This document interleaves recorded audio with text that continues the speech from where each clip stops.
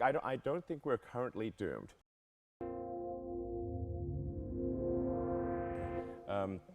My concern with the CO2 is not kind of where we are today, or even the current rate of carbon generation, but really if carbon generation keeps accelerating and we keep getting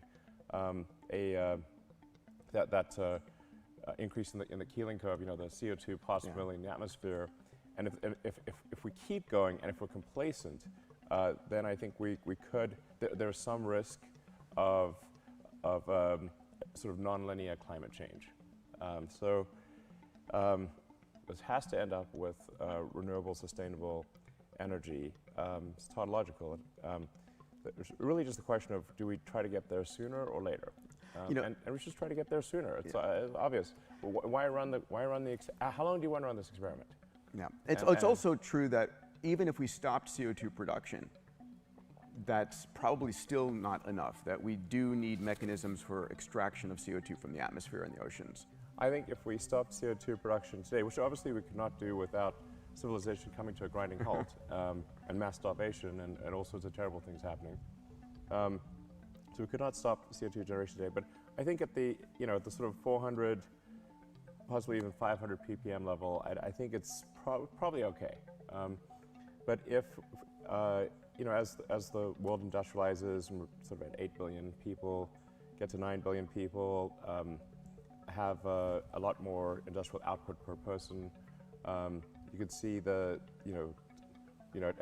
what might be okay at sort of 400 or 500 parts per million of CO2 in the atmosphere might become quite dire at 1,000. Yep. And the trend is certainly in that direction if we don't do anything about it. So that's why I think it's just probably an unwise experiment to run. Even if you think that this is why I think it should be a compelling argument to even those who would assign a low probability to increased CO2 causing problems. Like, let's say you think it's 99.9% likely that that adding all the CO2 to the ocean's atmosphere is going to be fine. So you're saying there's a 0.1% chance of disaster. Well, there's only one. So right now we're going to get one planet. Even a 0.1% chance of disaster, why run that risk? That's crazy.